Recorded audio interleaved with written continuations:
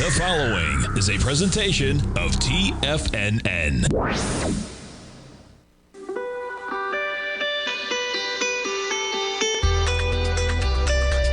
The Morning Market Kickoff with your host, Tommy O'Brien.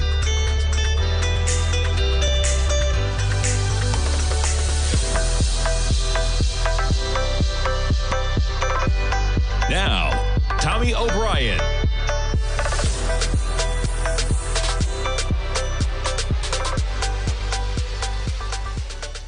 Good morning, everybody. I'm Tommy O'Brien coming to you live from TFNN Friday morning, just after 9 a.m. Eastern time. We got the opening bell in 24 minutes. And how about this market, man?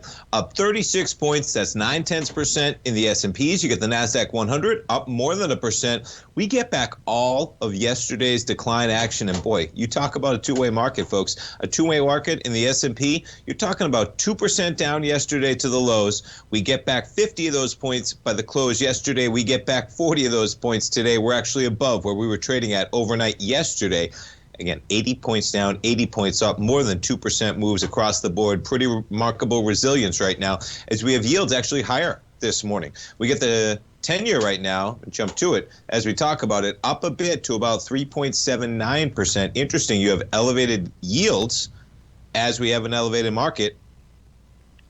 With the NASDAQ growth stocks accelerating the most, up more than 1%. You get the Dow above the early levels of yesterday as well. For the Dow, you're talking about 600 points down, 600 points down, and 700 points up to the upside almost from that low of 33,189. And the Russell right now, up by 1.2%. The Russell, not quite back up to that level, as you see for Thursday's action. Bitcoin, pretty remarkable, the low volatility we have and just how well it's held up. I talked about it a lot yesterday, man. If you told me everything that was going on with Bitcoin and you told me that it would touch 15,000 and then settle at about 16,500, and I mean, look at that narrowing volatility in Bitcoin. And this is when we have the markets trading with extreme volatility as well. So Bitcoin decoupling a bit from the market volatility that we've seen sometimes. Ethereum, identical pattern, man. And I don't know if just all the trading's dried up right now, but that's not the case, because I was reading an article earlier that talked about trading volume actually up. You know why? Because people are making sure they're getting out and getting out of the market if they need to for crypto. Nonetheless, Bitcoin, Ethereum, basically flat another day. You know what's not flat? The price of crude. How about this drop off, man? Off almost $3. You're under 80 bucks again.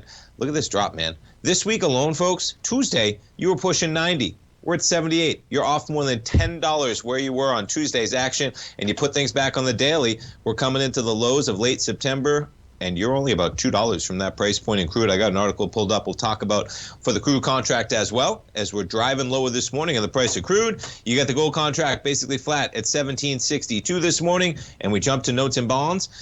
As I mentioned, a little bit of lower price on the 10-year. The 30-year up by 2 ticks, and when you put this thing on the chart, quite a little bounce from where we were, and right now we're talking about the 10-year yield, as I mentioned, about 3.79%. The yield on the 10-year, we jump over to the volatility index this morning, 2350. There's a lot of negative action. In terms of, you look at that pullback, right, from where we were about 5 weeks ago on October 12th. Mostly red bars. We're sitting at 2351. The recent low, about 2237 in the volatility index. Let's jump around to some of the currencies this morning.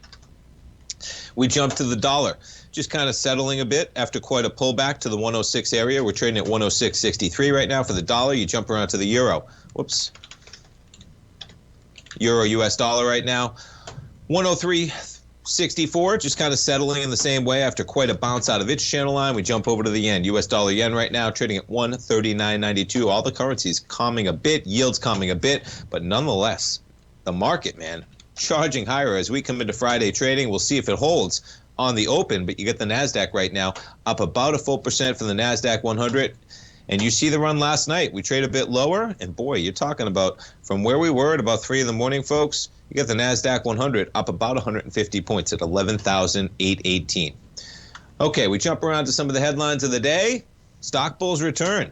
That's the headline for sure. As traders make peace with the Fed, it's going to be interesting to see where we go, folks. We have a December meeting. What is it? December 13th and 14th, I believe, is the next meeting for the Fed. We're going to get some important data before then. We get a A lot of it. You get CPI, you get non-farm payrolls, you get all of that. And guess what? Expectations, they are going to be sky high coming into that number, because if you ever get a reversal, and what that would mean is that would mean that the number that we got for October would be just some variance coming in to the deflationary side. Be careful in these markets as we're sitting at 4,000, folks. Be careful of these markets is all I will say to that degree, because from a risk-reward standpoint, you take a look at the S&P. All right.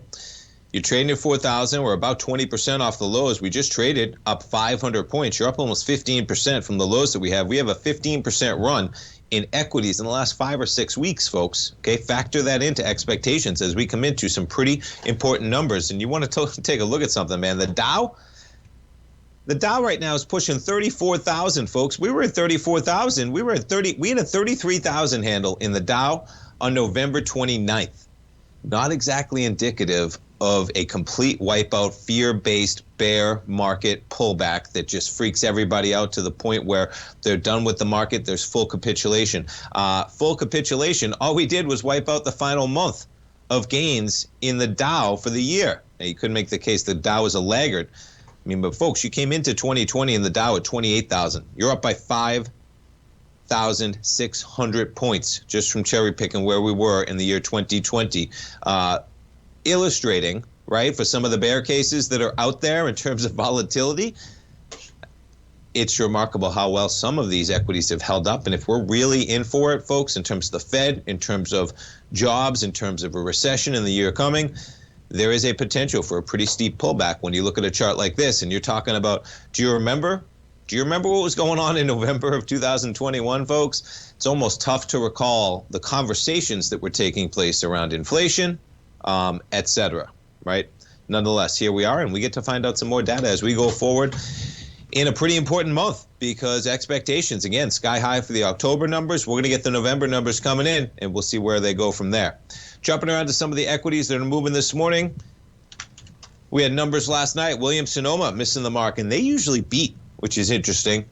We did have a trade in my newsletter, Rocket Equities and Options. It was a flat to bearish trade, so working out all right. They don't always work out, folks, but this thing had a lot of volatility premium priced into it, man.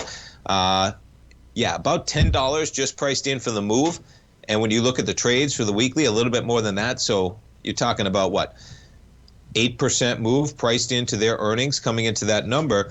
And what we did is we sold a credit call spread above the market, absorbing some of that premium at about 135. It's a tough environment right now, folks.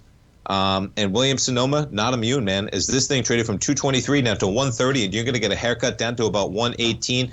And Ross Stores, one of the other big movers overnight, on the other direction, man, they're going to spike higher at about 114. Check this out, right? They're going to get back all of the losses this year. Pretty remarkable. Yeah, the high on that first bar, and these are weeklies, folks, 115.22 for Ross. We'll break down some of their numbers, but boy, you check out the short-term chart, charging higher on their numbers. And yeah, so much not pulling guidance or anything like that as they come in with some strong guidance for Ross Stores coming on their earnings. You start seeing numbers like that, man, that'll carry this economy. But Williams-Sonoma, right, lots of pockets of differing winners and losers in this market. Tough market. When you think about housing, 7%, right? So many people had to outfit their new home. They were spending time at home. Not so much the case going forward. For Williams-Sonoma, down big. Ross Stores up big. We got S&Ps up by 32. Stay tuned, folks. We'll be right back. If you're looking for potential trading setups in the stock market, then Rocket Equities and Options Report is a newsletter you should try. Tommy O'Brien delivers options and equity trades when the markets present them, using a combination of fundamentals and technicals. Sign up for Rocket Equities and Options Report today with a 30-day money-back guarantee, so you have nothing to risk. For all the details and to start your subscription today, visit the front page of TFNN.com. TFNN, educating investors. Everything in the universe is governed by the Fibonacci sequence. This mathematical principle is responsible for everything from the most aesthetically pleasing artwork to patterns in the stock market. To stay on top of stock patterns you can take advantage of, sign up for the Fibonacci 24/7 newsletter at TFNN.com. When you subscribe, you'll get a weekly report from veteran day trader Larry Pesavento on stocks you need to pay attention to. And you can trust Larry's analysis. After all, he's got 45 years experience as a day trader. Larry will also provide daily charts, videos, and data on the key markets that he's tracking. Expect notifications from Larry on market movement you need to act on at any time. First-time subscribers also get a 30-day money-back guarantee. If you're not satisfied, let us know and you'll get a full refund within 30 days of signing up. Subscribe to the Fibonacci 24/7 newsletter today. TFNN.com, educating investors.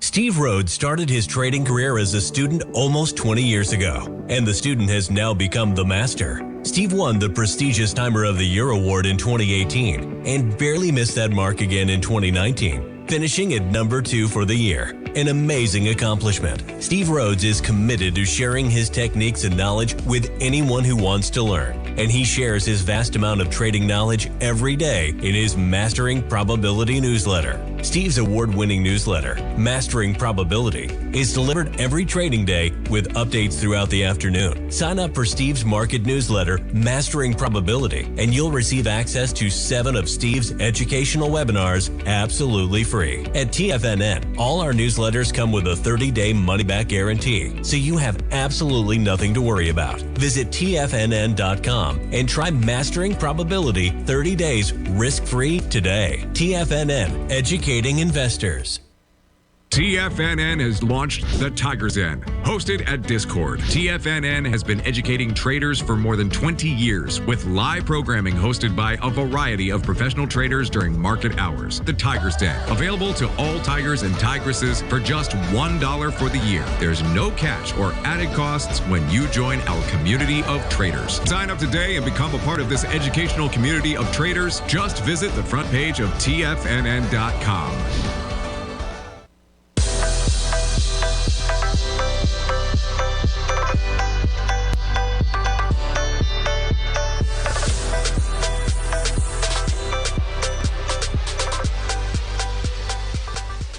Welcome back, folks. We got markets open, and you're looking at an S&P positive by 32 points. Going to be interesting to see where this market goes today as we come into a pretty critical area right now, right where things sold off early yesterday. We're sitting at right at about 4,000, a nice, easy round number in the S&Ps, and we come into Friday trading when pretty much we've seen some volatility, man. Yesterday, right, what happened near the open when you had Bullard out there with a presentation talking about 5 to 7% interest rates? Nonetheless, we charge higher, man. They forget that, and the market moves forward as we go forward. Interesting in terms of the action we have in yields right now, as we have a little bit of lower price and higher yield as the market just surges higher, no matter what in this market. All right, got to talk a little bit of crypto decimation, I guess you could call it. But boy, Masayoshi Son, $4.7 billion to the downside, man. So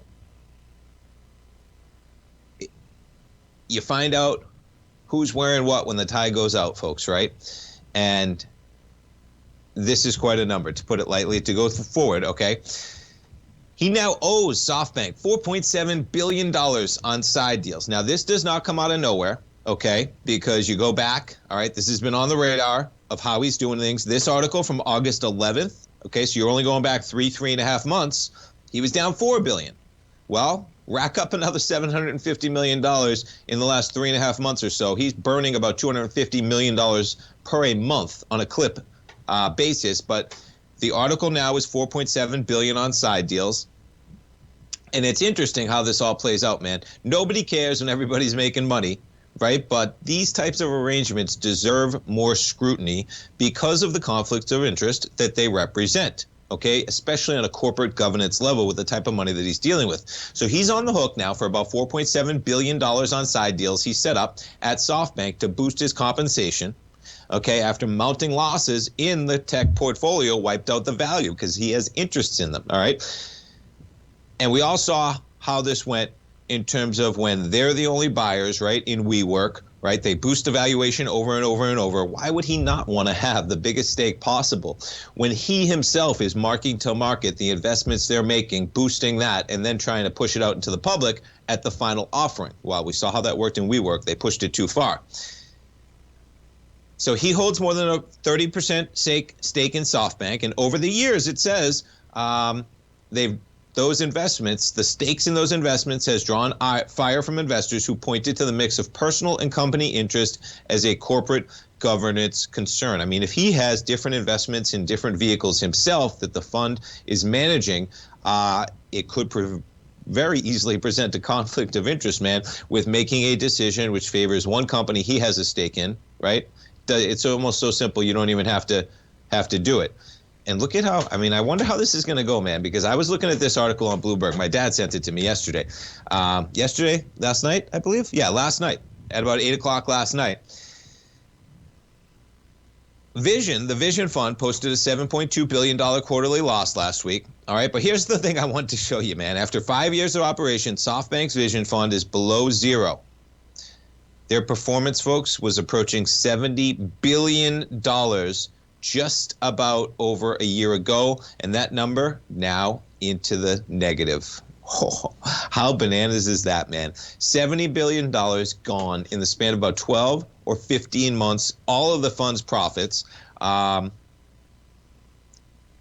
and this is how, Sun's interest in Vision Fund 2 and the Latam Fund were structured so he didn't have to pay cash up front for the 17.25% stake.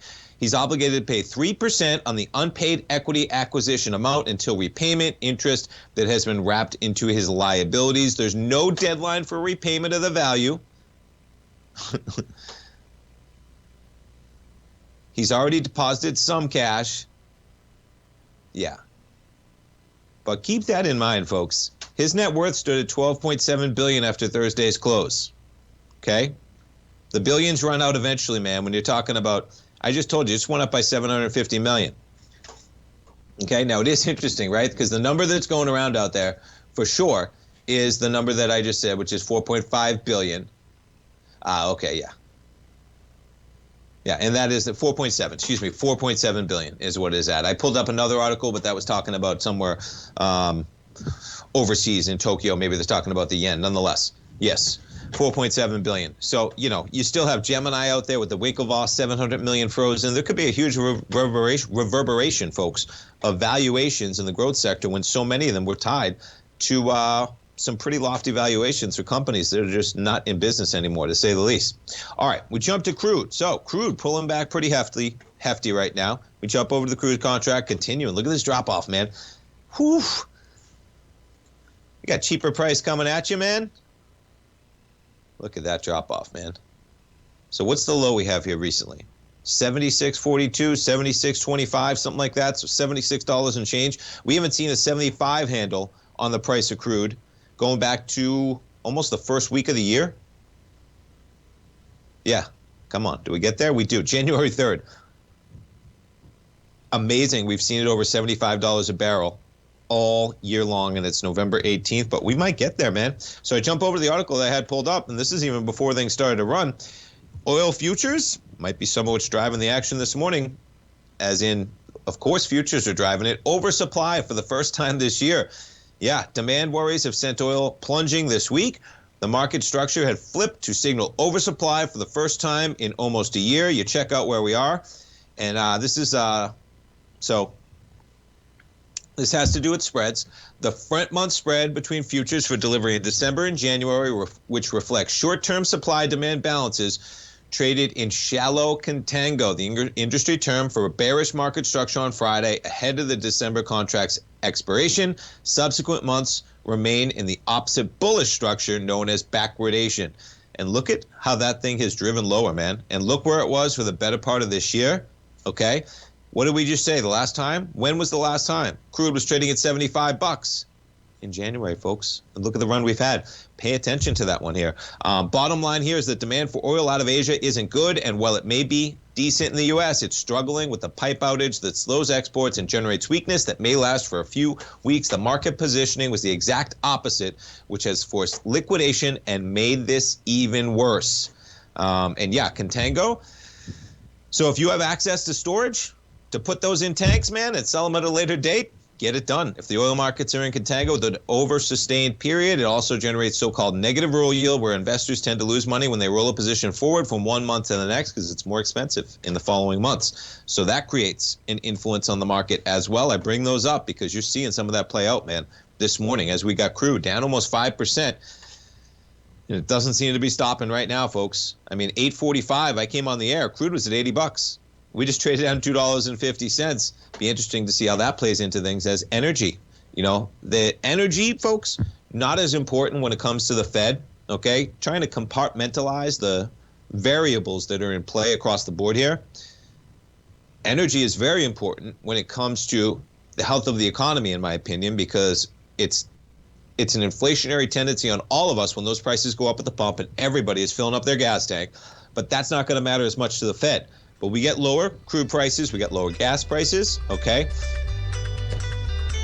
May help a little bit with some of the energy prices as we go through the winter, although crude, not exactly the same scenario versus basically natural gas, etc. But nonetheless, can't hurt when we're talking about recessionary tendencies in 2023 if we get some lower gas prices. Stay tuned, folks. We're coming back for the open.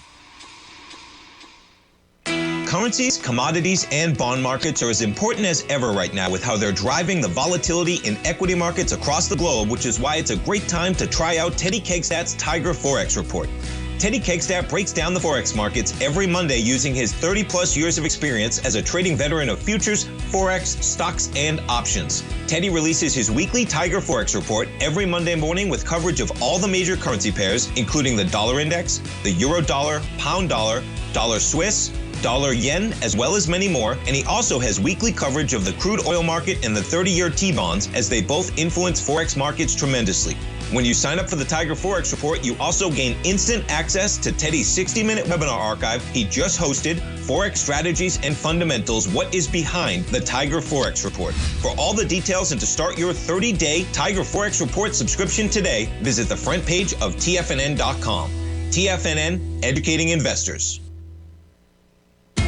TFNN is excited about our new software charting program, The Art of Timing the Trade Charts. In collaboration with Tom O'Brien and using his best-selling book, The Art of Timing the Trade, Your Ultimate Trading Mastery System, David White has programmed an outstanding piece of software that will complement any trader's methodology. Using this first-of-its-kind program, The Art of Timing the Trade Charts allows you to scan thousands of stocks for Fibonacci formation setups, including Gartley's, ABC's, butterflies, and much more. The Art of Timing the Trade Charts is designed to help you when scouring the markets for stocks just beginning to form the trading patterns that many investors spend days, weeks, or even months searching to find. And right now, we're offering licenses available at only $79 a month. We are so confident that you're going to love this new charting software that will even give you a 30-day unconditional money-back guarantee. Don't miss out on this incredible new piece of software. Get your copy of The Art of Timing the Trade Charts today by visiting TFNN.com.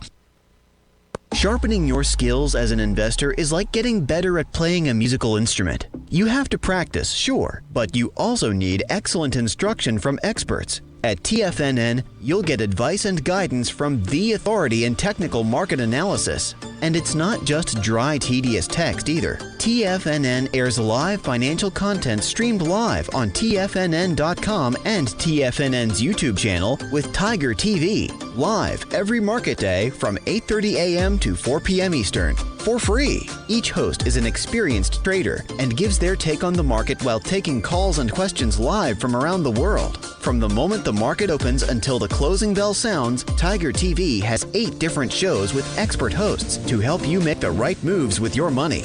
Watch online at TFNN.com or on TFNN's YouTube channel and become the investor you were born to be. TFNN, educating investors. This segment is brought to you by Thinkorswim. For more information, just click the Thinkorswim banner on the front page of TFNN.com.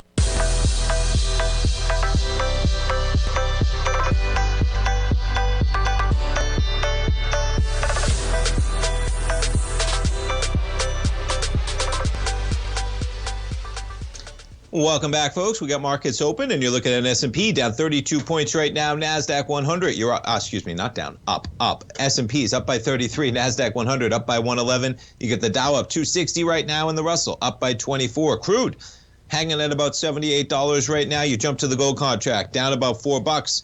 See a little volatility, right? Even in the last few minutes. And man, these are 5-minute bars. Gold spiking to the downside. Let's jump around to the dollar index, see what happened in the dollar index. Yeah, a little bit of a spike. We just went from 106.40 to 106.66. We jump over to the euro US dollar right now, trading at 103.58. We jump over to the US dollar yen, check in. Yeah, just kind of back to where we were at about 8:30 this morning. We jump over to the volatility index this morning, 2338 on the VIX, and we jump to notes and bonds right now. Pretty tame action as we're basically flat. You got the 10-year down 1 tick. You got the 30-year up 8 ticks. We jump around to some of the other news of the day. What do we got pulled up? Let's see. Yeah, this one was an interesting one. Liz Ann Saunders. What is she? Bloomberg, right? What is she doing? Chief investment? No, Charles Schwab. All right. Nonetheless, future supply chain stress non-existent per November Kansas City Fed Index. Check out the chart, folks, in terms of the pullback on that chart. Yeah, and this is the outlook for supplier delivery times has crashed to the lowest on record. Now, this is the stuff that's going to help no matter what, because inflation has been persistent and economy-wide everywhere, right? In terms of pervasive in so many different industries. But certain elements that are influencing inflation has definitely been transitory. This is one of them, talking about supply chain problems, et cetera. Supply delivery times crashing to the lowest on record. Things getting a little bit back to normal, but we're seeing a little bit of reverberation below anything else that we're talking about, right? You probably got orders drying up. You got layoffs out there to some degree. Shipping times restore, followed by shipping costs. All restoring past normal is one of the comments underneath there, but interesting to check out nonetheless. All right, we jump to a little bit of world news. So you get the World Cup. We'll be beginning in 2 days, I think. I think it kicks off Sunday, potentially, November 20th, maybe tomorrow coming into the weekend. It's quite a mess over there, folks, in terms of Qatar. I don't know how it got done. There's all talks of bribes that made it happen. It would seem like it would have to happen because it's a mess. Qatar, yeah, the gas-rich conservative Muslim nation doesn't allow alcohol. They don't allow freedom of press as well, man. I was watching one Danish newscaster out there that they basically pulled up and told them to stop recording. It's a shame, folks, that you're seeing that happen out in Qatar, the bottom line. We'll see how that plays out. But it's a real bummer. And if anything, hopefully it backfires on the Qataris, who are hoping to shine some light on them. But if anything, every story out there is how did they even put this there? Number one, because they're now completely out of control. Budweiser, at first they had big Budweiser tents within the stadiums. Then they were told to push those tents into more discreet areas. And now they're not serving beer at the stadiums at all. They're still going to have beer in some type of tents or whatnot. 8 of the country's World Stadium will continue to be sold at all 8 of the country's World Cup stadiums, but in different areas. And one thing I found interesting is that it will be available in some of the suites, still available at specifically permitted fan zones, and intoxicated fans will be sent to special zones to sober up. Folks, you do not want to be in Qatar and be told by the Qataris that you are intoxicated and then you're going with them to a special spot until you sober up. Anyway, it's interesting to see how this plays out, and hopefully all the press that they're getting actually backfires on them to the same degree that maybe the Live Golf Tour and the Saudis trying to whitewash what they're doing out there as well. Now, jump into the Elon story, man, because this one's interesting, right? He puts out the whole ultimatum to basically click yes and opt in, or take your severance package. And this is the headline of Bloomberg.com, man. He gets the clicks. You can't deny it. Hardcore ultimatum, Spurs exodus, leaving Twitter at risk. You can't fault him, folks. I mean, it's one thing coming in to a startup and you believe in the vision, and Musk has plenty of people that believe in him, okay, and rightfully so on many accords, but Twitter doesn't seem to be one of them. And some of my friends were talking about, I think rightfully so, that obviously he made a miscalculation. That's one. I say obviously, it's my opinion, okay, because there's a number of things in terms of how many levels deep chess you could be playing here. But he sold his Tesla stock at huge gains to buy Twitter, right? So he's going to have to pay the capital gains on those. If he has to declare bankruptcy on Twitter, then he's going to have to write down the purchase, and he could offset all those gains and own the company at a much cheaper price. As one of my friends in GroupMe pretty much summing that up, which is one of the sentiments up there. It's interesting to think about the offices to be shut immediately. They're done for the weekend. And yeah, I would have taken it in a heartbeat, man. Okay, because it doesn't seem like that would be a conducive place to put in my daily work under Musk, who doesn't seem to value many people working underneath him, especially the people who are coming from the current workforce of Twitter. Pretty remarkable. You can buy a company and maybe implode it within the span of a few weeks for $44 billion, but we're all getting to watch it play out in real time, folks, and it is pretty interesting. As this market pulls back a little bit, there's a pullback for you, man. We got the NASDAQ pulling back, boy, that was a quick 100 points almost.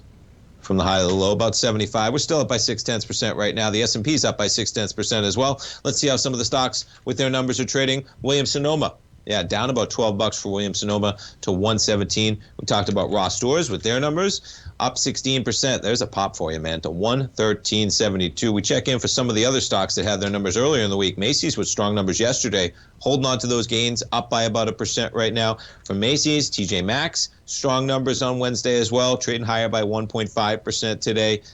And of course, Target with a miss, but quite a day yesterday as Target back to 161. We opened on Wednesday at 148 for Target, and Walmart crushed it, man, sitting right near that 150 price point for Walmart shares at 149 right now. We jump around to other equities. AMAT with their numbers last night. Strong numbers. They sell off on the open, though. Check that out. From 110 down to about 107 for AMAT. You're still up by about 2.4% for AMAT shares. And what do we have? We have Foot Locker tomorrow. No, this morning. Okay, Foot Locker. Yeah, I haven't seen their numbers yet. Yeah, no, it's not tomorrow morning, Friday morning. That's where we are. Foot Locker up by 14%. Decent numbers. We'll have to break into them after the break. Let's jump around to some of the FANG stocks and see how we're opening. Amazon shares gives back all the gains on the open. Watch out, folks. Not sure where all the market optimism came in overnight, but it's fading pretty quickly as we have the NASDAQ 100 right back below, actually, the intraday highs. What was the highs yesterday? 11,775. We just got below that level right now at 11,760 in the NASDAQ. We jump around to Microsoft shares. Look at this. Look at the give back on the open, man. Watch out. I mean, the indices look rough, but Microsoft just gave up $4, man, like that. Woo! Be careful, folks. Look at the Google chart. 99 to 98, just like that. Let's see how some of the chip stocks. NVIDIA, 160 to 157 in a heartbeat. Man, watch out. We might be red by the time I get off the air in 19 minutes from now, folks, let alone by the time I go to break in about 30 seconds from right now. You get the S&P's up by 22, NASDAQ up by 50, crude sitting about 78.62. I mean, we have, I guess, a little bit of pop in the price, as in a little bit lower yield over that time, but market's not really matching up right now in the VIX. Sitting pretty decent low action, 23.45, even though we got a little bit of negative action. S&P's only up by 21. Stay tuned, folks. I'll be right back in 3 minutes. You might think that if you want to be successful at trading in the stock market, you're going to need a crystal ball. After all, it's impossible to predict the future, right? Like any endeavor in life, before you decide it's impossible, get some advice from the experts. You might find that it's not so impossible after all. For daily market overviews that give you direction on the key indices, selective stocks, and commodities, subscribe to the Opening Call newsletter at TFNN.com. The Opening Call newsletter is written by Basil Chapman, creator of the trading methodology known as the Chapman Wave. The Chapman Wave up-down sequence gives you an edge in identifying price turns, finding the peaks and valleys in stock prices. Get the Opening Call newsletter by Basil Chapman in your inbox every day. First-time subscribers also get a 30-day money-back guarantee. If you're not satisfied, let us know, and you'll get a full refund within 30 days of signing up. TFNN.com, educating investors.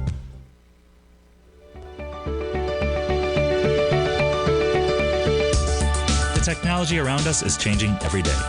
With so much happening, it can seem impossible to keep up with all the information.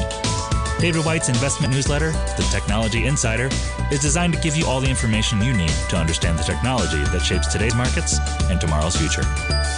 David White has made his living staying on the cutting edge of technology. His weekly newsletter will give you specific recommendations for value tech stocks, as well as entry prices, target prices, and stops to set for each trade.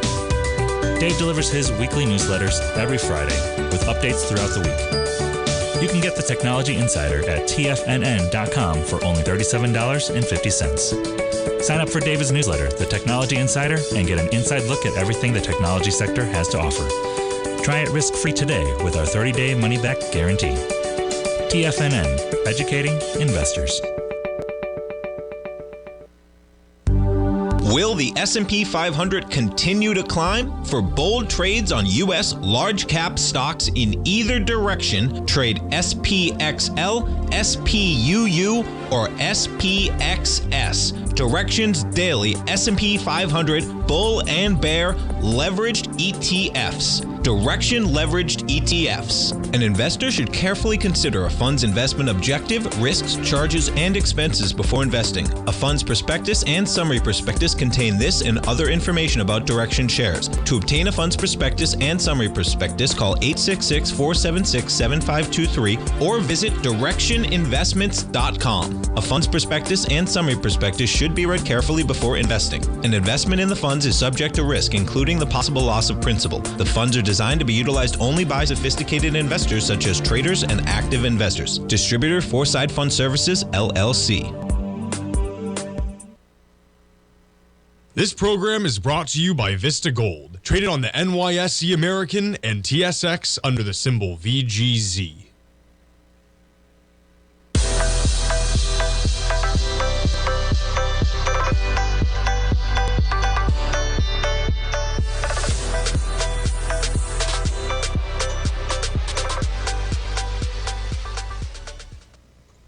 Welcome back, folks. We have the markets down about 19 points right now in the S&Ps. NASDAQ 100. That was quite a drop, man. You get the NASDAQ 100.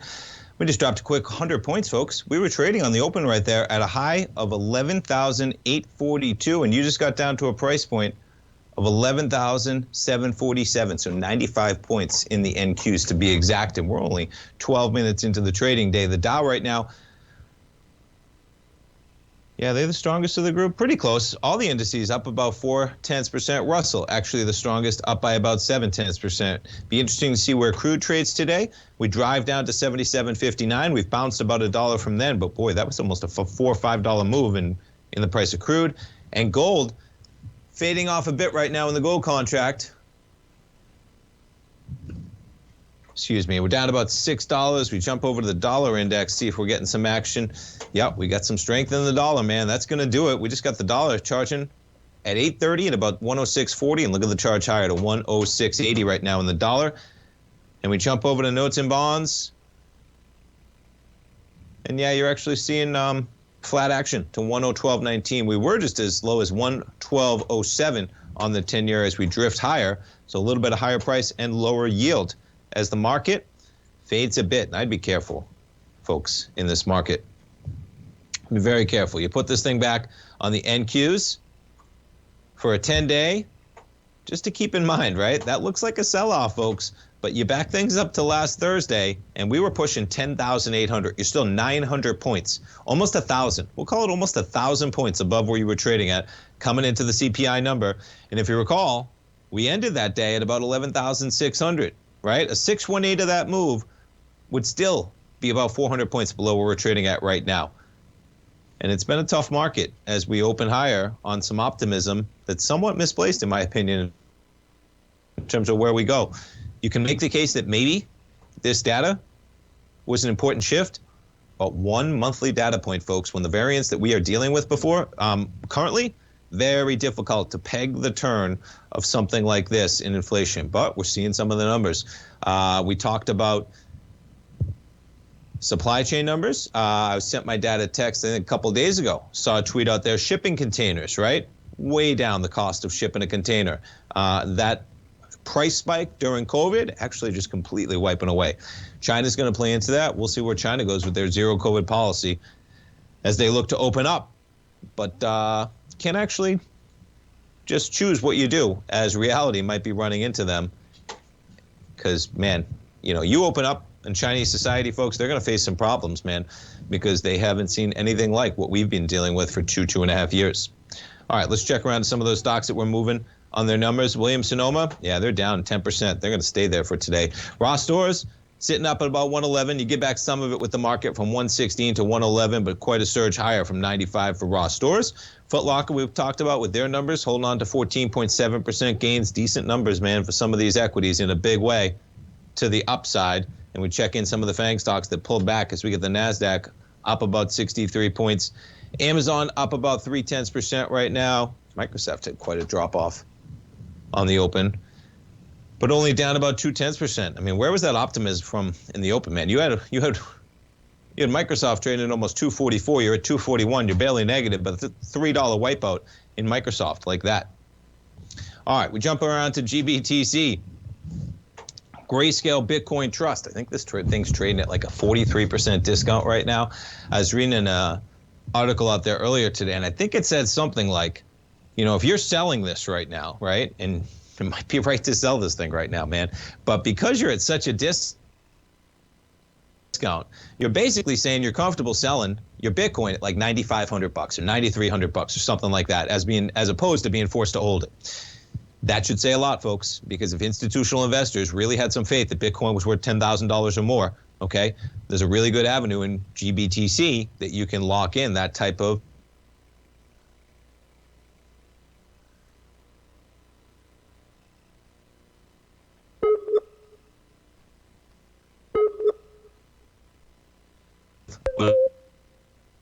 it gets out of whack. But be careful, man, because that is speaking volumes when it gets to that level of a discount. Pay attention, man, because smart money could come in and swoop that up, and they ain't coming in, folks. And just like I said with Bitcoin, not sure what to make of the fact that Bitcoin's trading at 16,500. But when you start seeing articles out there that the Winklevi, okay, are freezing their assets and not letting withdrawals to the tune of 700 million. You've seen Masayoshi-san owes $4.7 billion to SoftBank, and he's only worth $12 billion. I mean, folks, that'd be like if you're worth $1.2 million and you owe $470,000, right? It's an extreme level that's happening. And if you're losing $700,000 every 3 months and you're only worth $1.2 million, and who knows what other shell games he's got going on within all of the SoftBank numbers in there, you could see how there could be a cash crunch, liquidity price, forced selling. What does that bring? That brings more forced selling, et cetera. So the risks are there across the board. And Bitcoin, the biggest risk of them all. You know, outside of those crap coins, folks, which of course, right, I read an article that Bieber had an NFT, one of those Bored Apes that he bought for $1.3 million in January, 70,000 they said right now. And I left myself saying $70,000. You think a Bored Ape NFT is worth $70,000 right now? Be careful, folks, to say the least, in that market, man. NFTs might be the biggest scam of them all out there. Some are going to have real purposes, folks. Many don't in any capacity, to say the least. All right, let's see what else I had pulled up here. Excuse me 1 second while I pull it up. What do we got going on? Let's see what I had. So yeah, I got Twitter.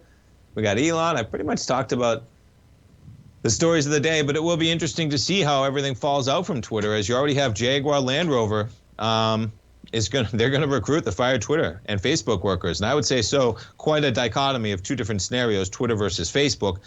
But looking to recruit workers who've been fired by tech companies such as Meta and Twitter. You're going to see a few advantages here for some of the other companies as the tech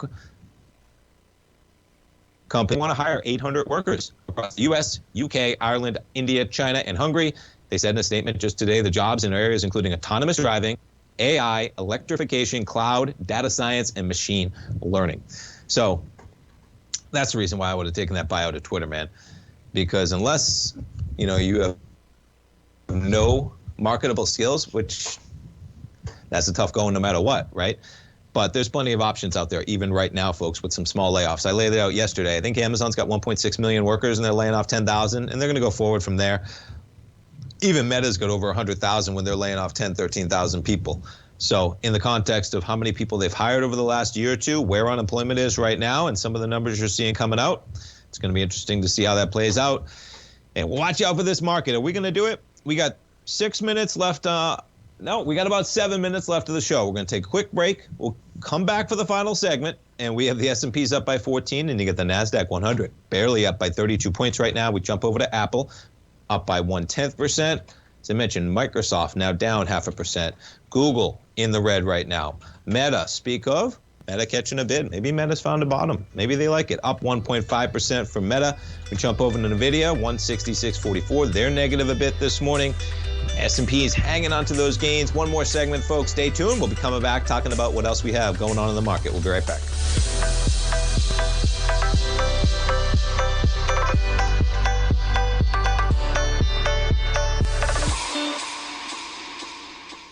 TFNN has just launched their new trading room, the Tiger's Den. Hosted at Discord, TFNN has been educating traders for more than 20 years with live programming hosted by a variety of professional traders during market hours. And now they are expanding the reach with the Tiger's Den, available to all tigers and tigresses for just $1 for the year. There's no catch or added costs when you join our community of traders. In the Tiger's Den, you can look over the shoulders of Tom O'Brien and the other TFNN hosts while they analyze charts during their live Tiger TV programs, and join an interactive trading community with hundreds of members exchanging ideas. Interact with other tigers and tigresses as they share trading ideas, news analysis, and discuss the market action all trading day, even at night and on the weekends. The Tiger's Den at Discord is accessible on mobile or tablets as well, so it's always at your reach. To sign up today and become a part of this educational community of traders, just visit the front page of TFNN.com.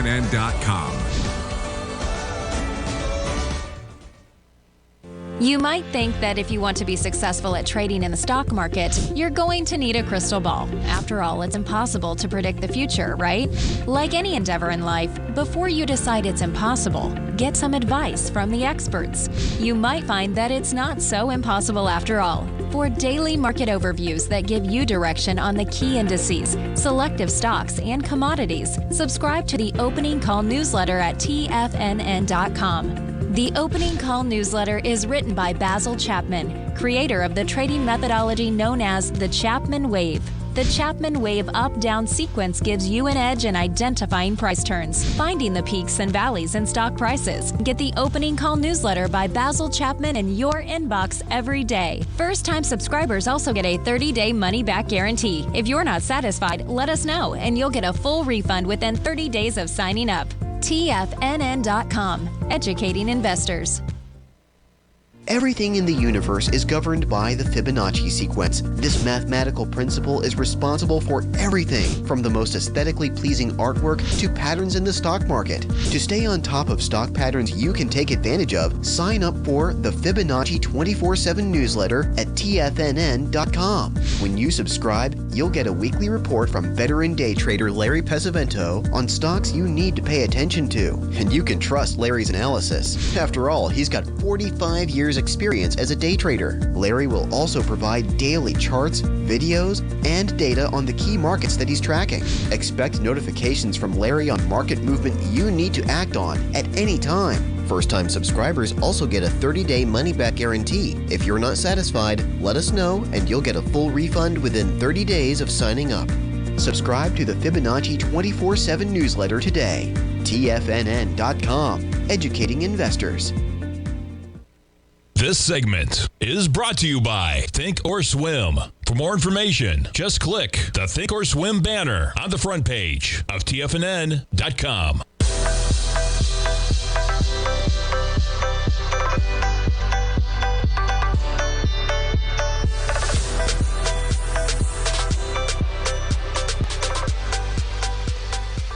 Welcome back, folks. We got the markets hanging on to gains right now with the S&P up by 18 points at 39.73. I got a chart of Applied Materials, AIM up here, out with their numbers, beating the top and bottom line for the estimates for the latest quarter, and they issued an upbeat current quarter guidance. So the market up about 2.8%, gives back some of the gains. I talked about Foot Locker, man.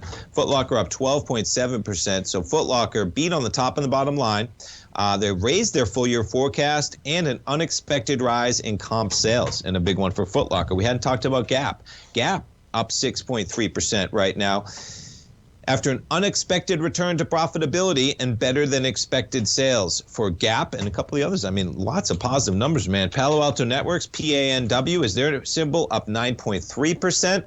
They beat on the top and the bottom line. They issued slightly improved guidance. Now, Williams-Sonoma, I talked about them. And yeah, so the headline, one of the headlines, right? And they catch a little bit of a bid right now. You're off by 6.8%. They would not reiterate or update its outlook through fiscal 2024 due to economic uncertainty. That's dicey, man. when you talk about so much uncertainty, they're not going to reiterate or update the outlook through fiscal 2024, even though better than expected sales and profit. It's what have you done for me going forward? Williams-Sonoma investors a little worried with it off 7.3%. And it makes sense, man. You know, housing, you're seeing those housing numbers go down. Nobody is really refinancing right now to take that money out to do those types of home renovations that you then might have to furnish, et cetera, right? It just makes sense, folks, when you think about that. Now, the other side of things is it makes sense, and the market makes sense of it, because you're already cut in half almost from where you were at 223. But you came into COVID at $73, folks, in the year 2020. You're still trading at 121 in the price of Williams-Sonoma, and the NASDAQ catches a small bit up by 71 from where we were. Still got crude trading at about 78.60. Where's crude going to be by Monday morning? Gold contract off about $8 as we got a little bit of dollar strength coming into this market. We finish it off with the dollar. On a weekly basis, yeah, I guess we get a green bar. On a 15-minute basis, 106.83. Thanks so much for starting your trading day with me, folks. Stay tuned. We're going to have Basil Chapman. He is up next. Live programming, folks. Have a great weekend. Have a great day. Stay safe out there. Stay tuned for Mr. Basil Chapman. We'll be right back, folks. Have a great Friday.